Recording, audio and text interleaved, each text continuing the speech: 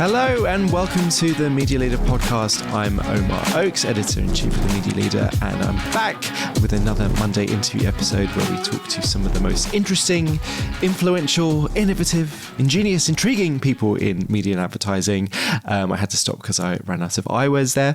But today I'm joined by Kate Harris, who is Regional Director at Nabs and actually former CEO of the advertising industry's wellbeing charity. Hello, Kate. Where does the Media Leader podcast find you today? I am sitting in my study looking out at a beautiful dry stone wall and a beautiful hill and loads of trees in the middle of deepest, darkest Lancashire, where I actually live and from where I work now, having spent 25 years working in London. And hopefully you'll be aware that the Future of Media comes to Manchester for the first time in September.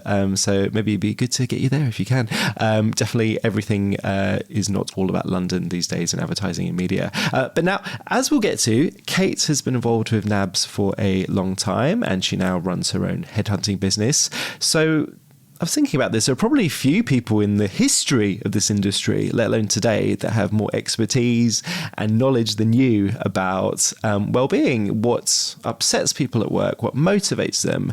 And I was thinking it's particularly good to talk about this now because we're just about to enter peak summer holidays time. It's that time where we talk about recharging and maybe thinking about next steps at work. And I've always thought this is really strange. While we seem to accept careers in this industry where we take on all this stress and confusion and working too many hours just to unwind for 5 or 6 weeks every year.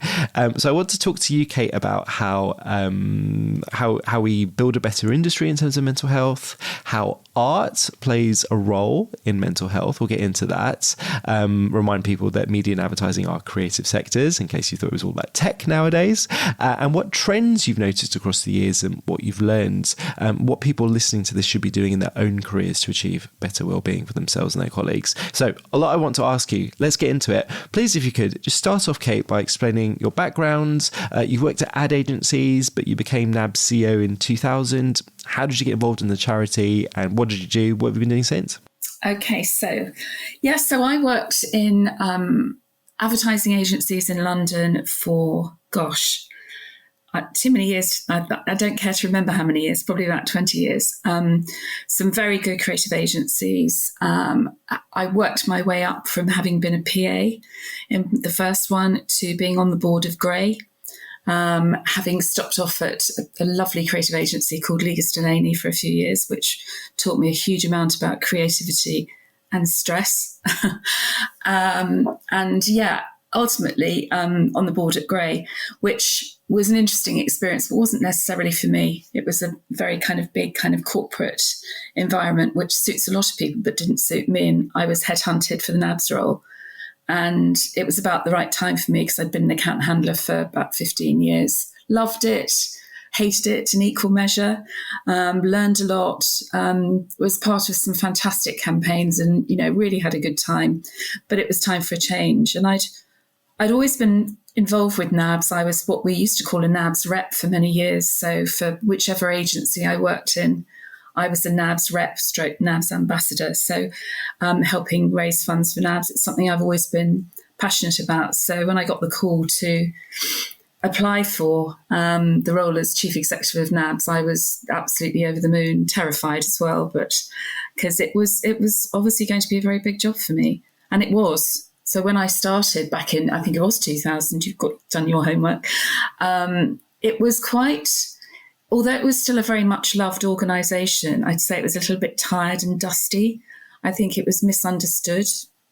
I think it was, a lot of people thought that it was all about helping old ad men who had probably drunk too much and, had got themselves into a difficult situation, that we kind of looked after those people. But it was definitely a lot more to do with supporting people's mental health and well-being. In fact, it always has been, even back, to over 100 years we've been going. And even back in the beginning, that's what it was all about. It was about trying to find ways to support people emotionally as well as financially, because back in the day, that was a big part of what we did. So I started in 2000 and I was actually, you just mentioned the N word in Nabs, the national outside of Nabs. Nabs was also very much seen as London-centric and not much attention paid to anything outside the M25. So a big part of what I wanted to do when I became Chief Executive of Nabs was to stress that it's a national organisation and to help raise awareness and raise funds outside of London. So that was a big focus of what we did back then. And I think we have made quite a bit of headway.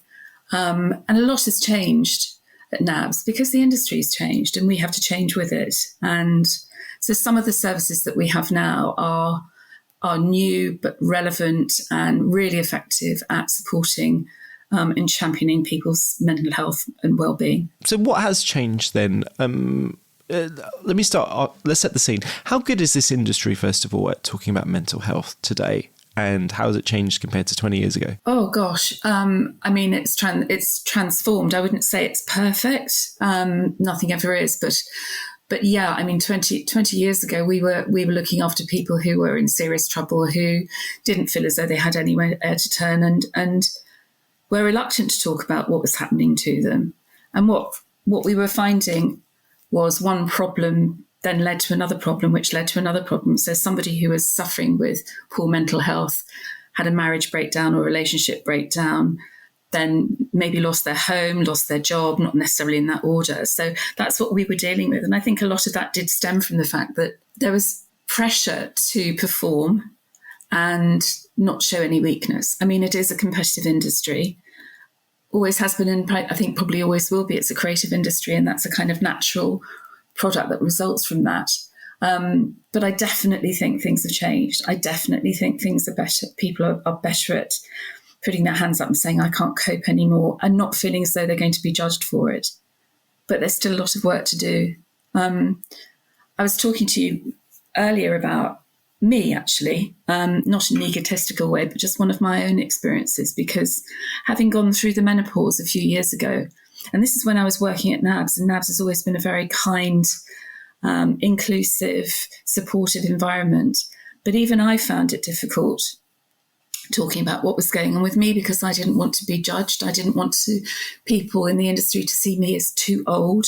She's going through the menopause. How can she be, relevant to what's going on in the advertising and media industry now? So don't take a lesson from me. The lesson you should learn from that is if you are suffering from anything or feeling as though something's happening, then talk about it. Talk about it to your partner. Talk about it to people that you work with. Don't ignore it. It's like any illness.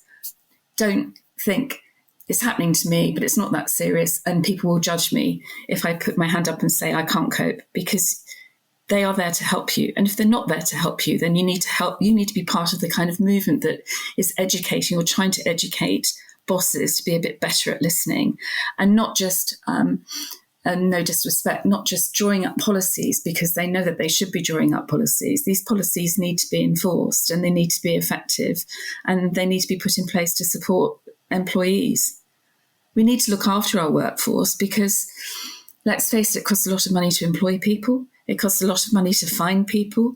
We need to invest in people's training, not just professional training, but personal training as well, so that they have the tools to cope with the difficult situations that they can sometimes find themselves in, not just personally, but professionally. It's a stressful business to work in.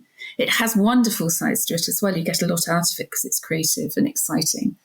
But that brings with it some issues that can turn into big problems for people. That's why Nabs is here. And all these companies that employ all these wonderful people in our fantastic industry need to know about Nabs and know that we're there for them as well as employees, because they need support as well, because it's hard looking after people. Yeah, let's use this example of the menopause that you raise.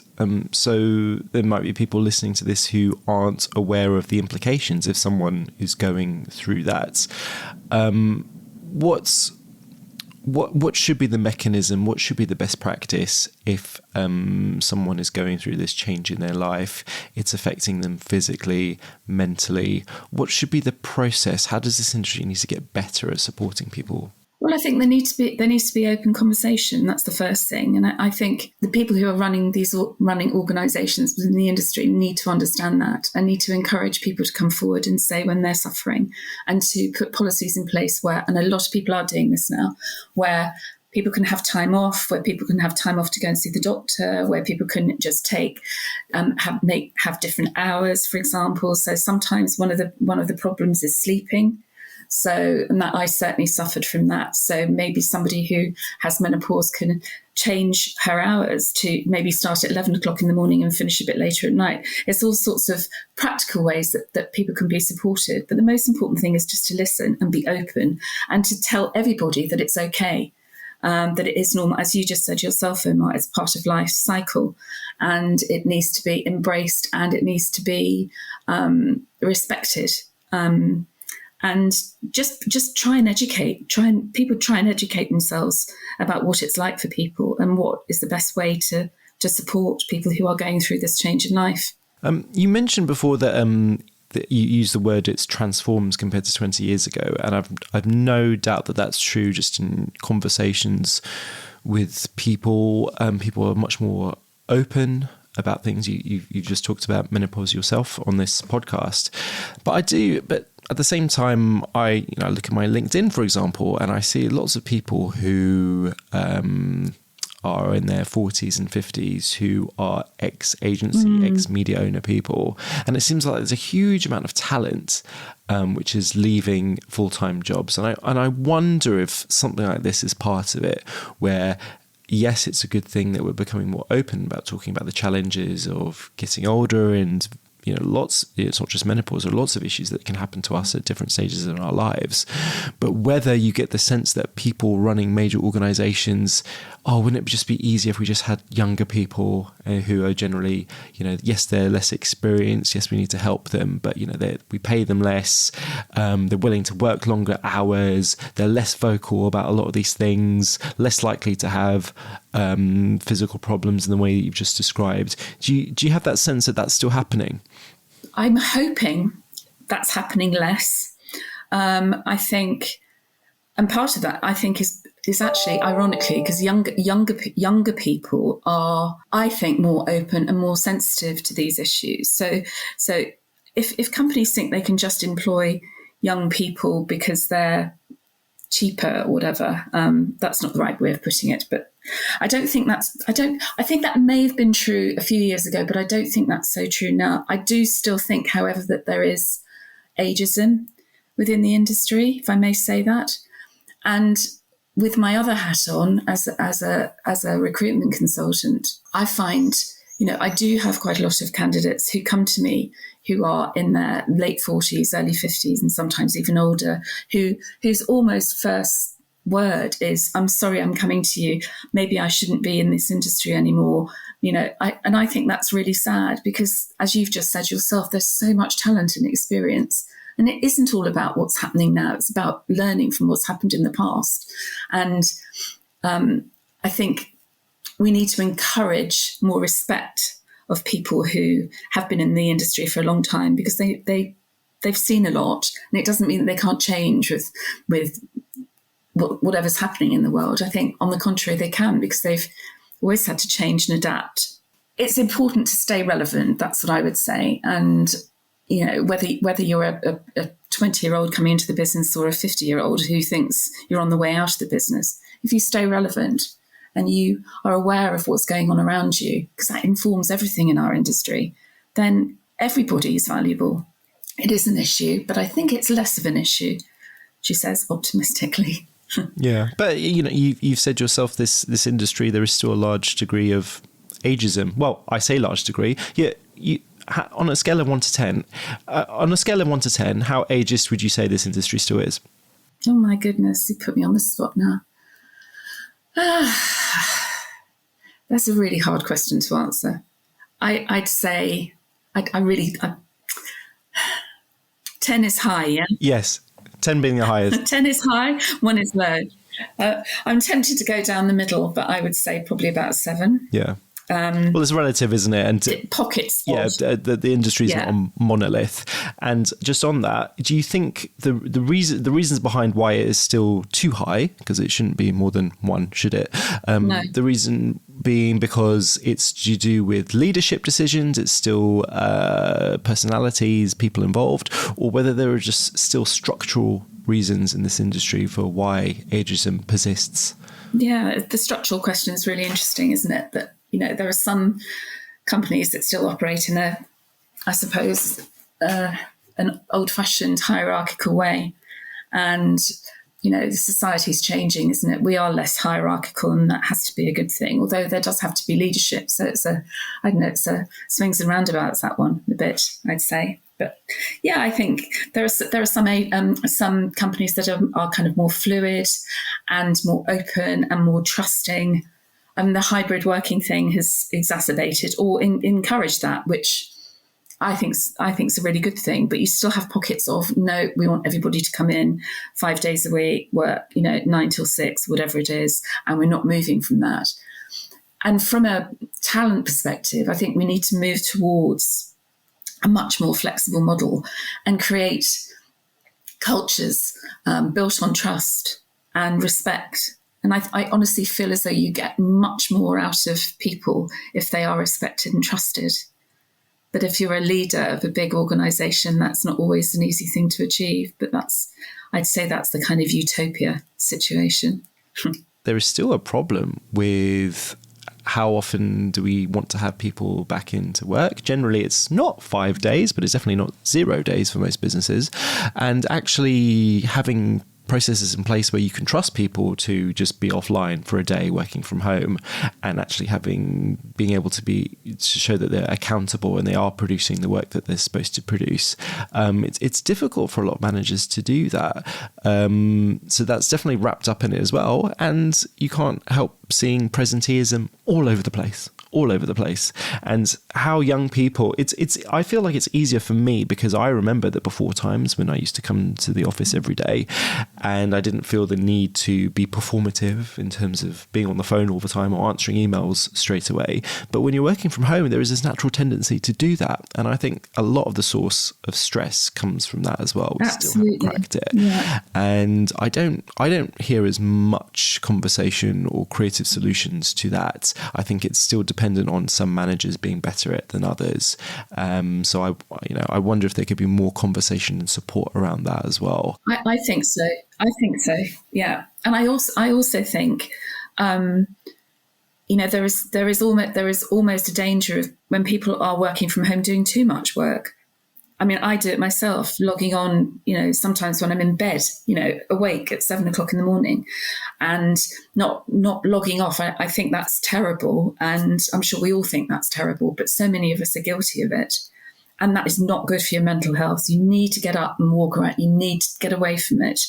And, I'm preaching to people about this all the time with my Nabs hat on, and yet I'm one of the most guilty people of it. But we are, and it's the way things are at the moment, and it does need to change.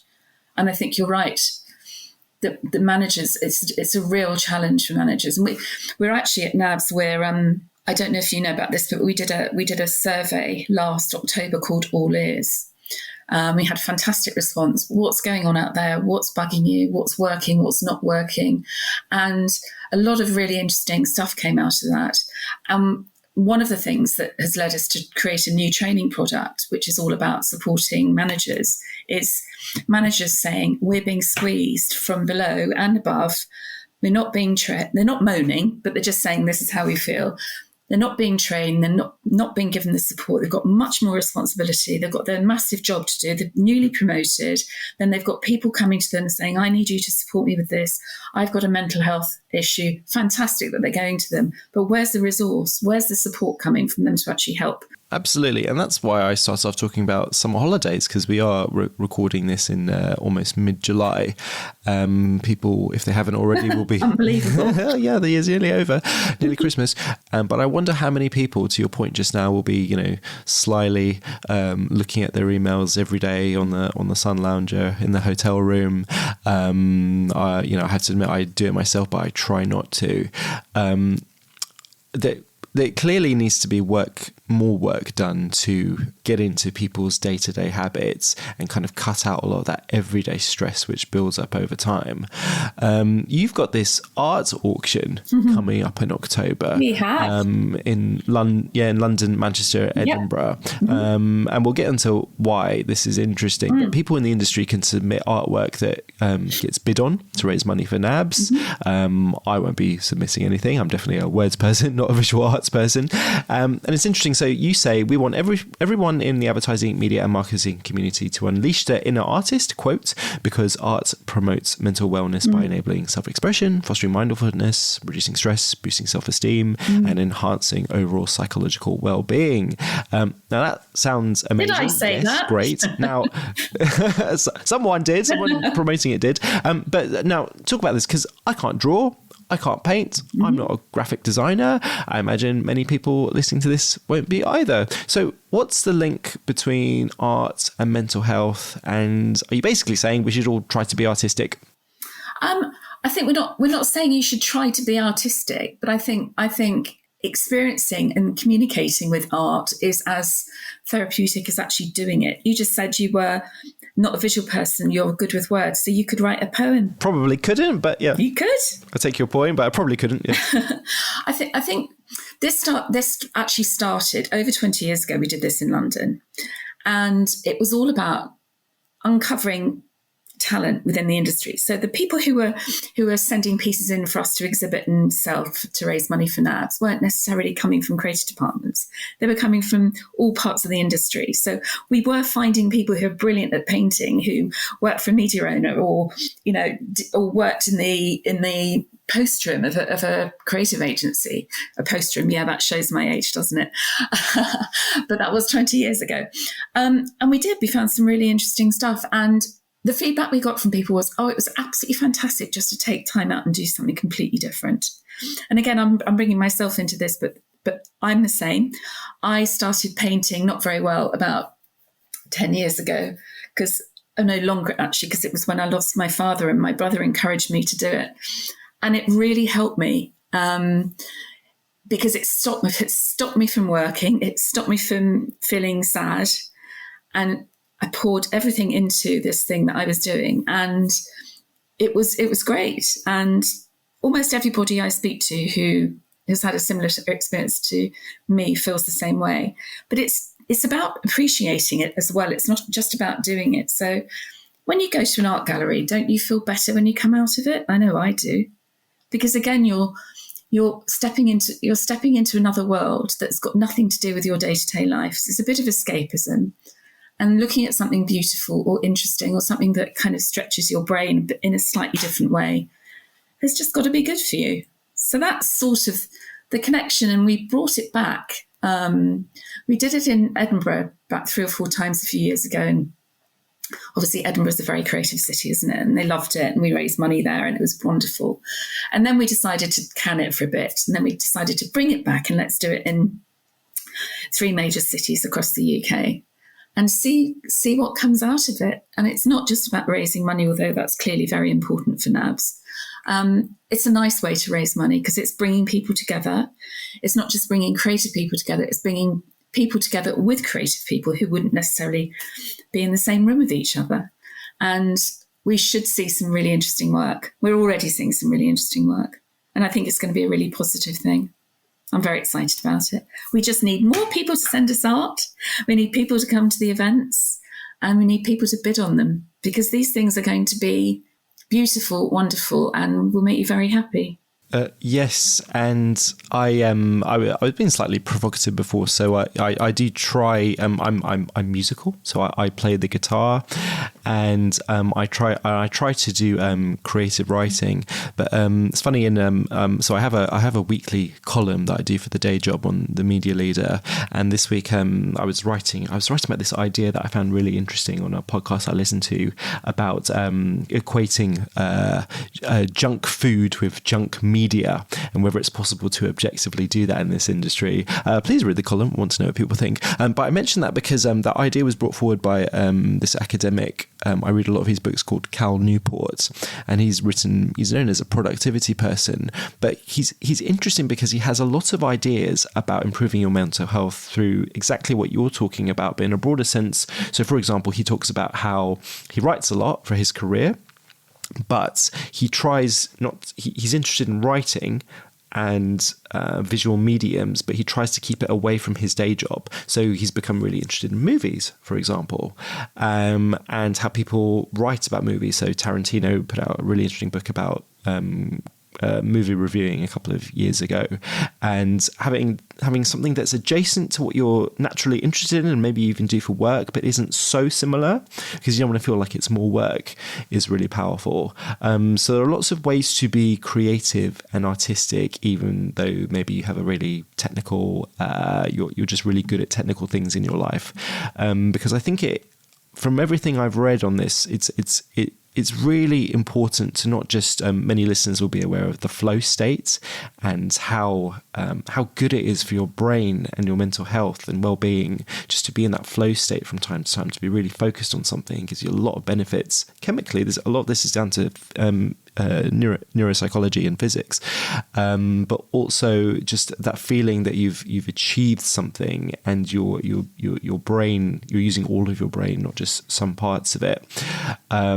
Fascinating. And that's the other thing about NABS as well, where often, we'll do stories about when people phone up, statistics about how many people are calling up the NABS helpline and general trends, like I've just asked you about what is causing well-being issues for people who work in this industry.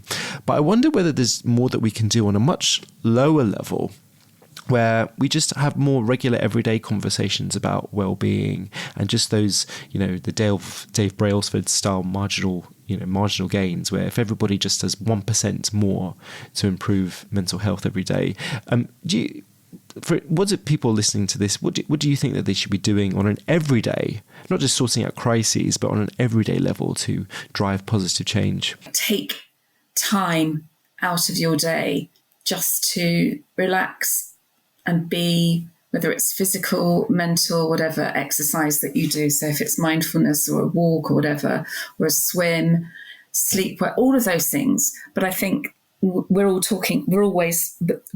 talking about doing that sort of stuff.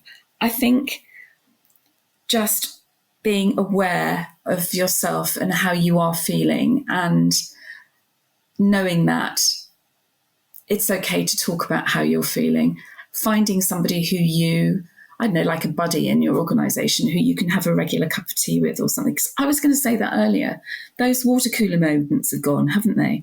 So we're having, this is probably not answering your question. It'll probably have to be edited, so forgive me. But the hybrid working thing, some advantages, but the disadvantage is, you and I we're not just sitting in an office having a chat about, I've had this idea. What do you think about this? We have to book a meeting to talk about it, or a phone conversation to talk about it. And that is something that needs to somehow be replicated, because those are the normal conversations that we have, as opposed to the intense conversations we have when we're in an online meeting, where we've got 30 minutes on the clock and we know we've got to get through our agenda and get to the end of it. There's no kind of, or not as much, I feel, spontaneity in communication. And I think that's probably what's missing. And I think that's probably something that's really helpful for good mental health. I know it is for me.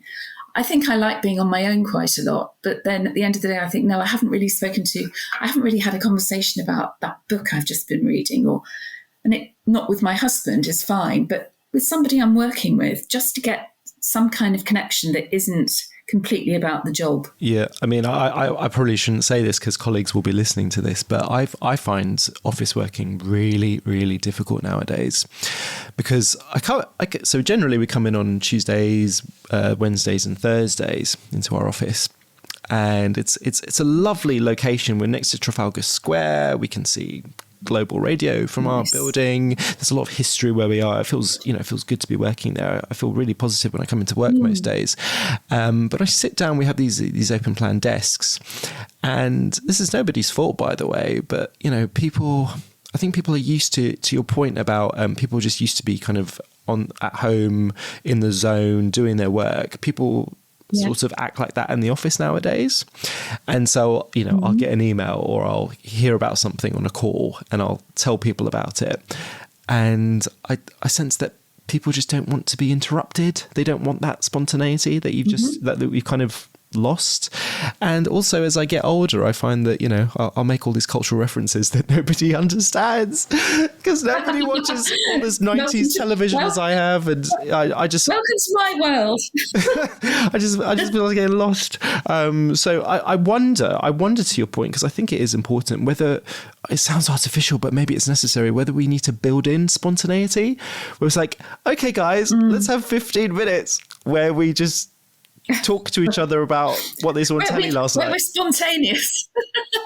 Do you know what? The thing is, I'm glad I used that word, because I think I really mean that. Because to your point as well, because I was going to say this to you, when I go in to make a presentation in a company or whatever, and I remember going to this one the other day, and it was hilarious because we'd sent the presentation on for me to do, and the person who at that end, who was supposed to be setting it all up, had gone off sick. Nobody knew where it was.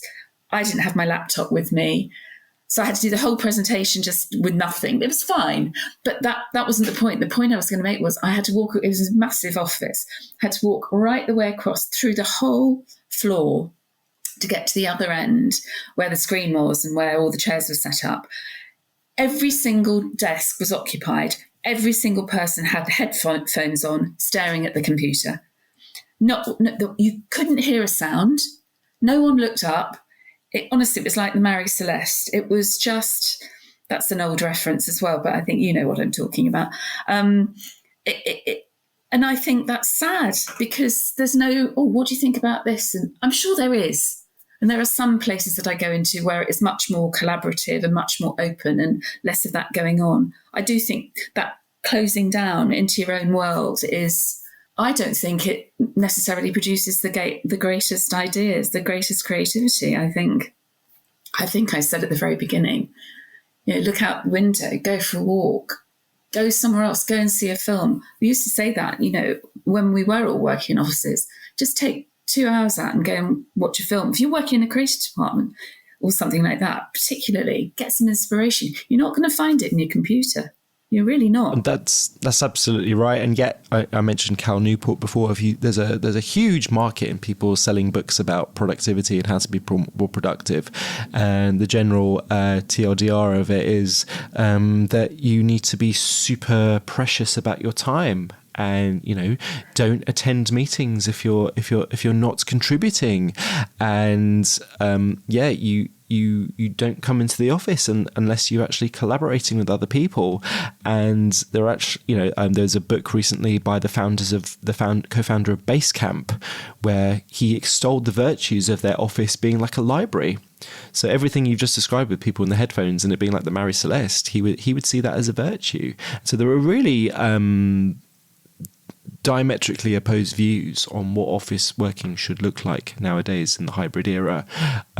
So yeah, it's fascinating. We're not going to crack it. And again, it probably comes down to these poor old managers who is yet another thing that they're going to be in charge of doing. They're squeezed. Yeah. Thank you, Kate, for coming on to the podcast today.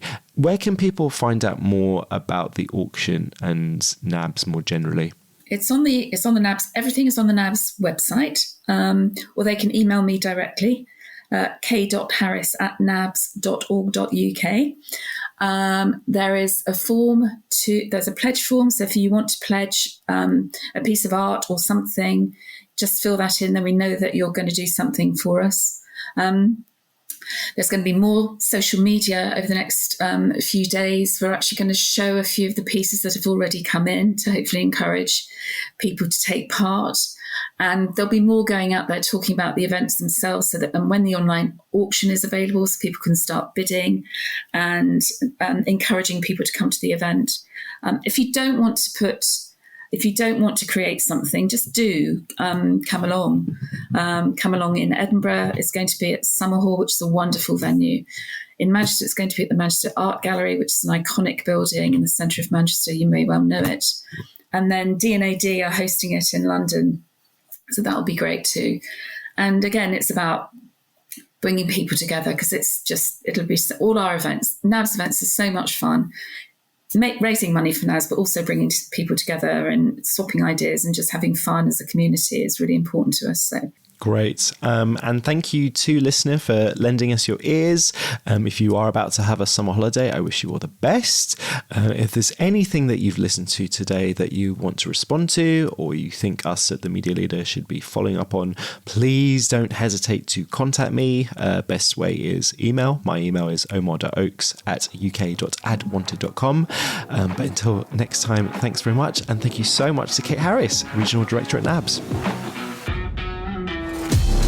Thanks again for listening to the Media Leader podcast. If you like what you hear, guess what? You can read our stuff at our website, themedialeader.co.uk, where you can sign up to our daily newsletter in the UK of analysis, opinion and commentary about what's going on in media and advertising. You can also find us on YouTube. We are posting video interviews and clips of our live events. And don't forget to check out our LinkedIn page, which is often a very interesting way to see what people in the industry are saying about our articles and the issues that we write about. Anyway, get back to work. Catch you next time. Bye-bye.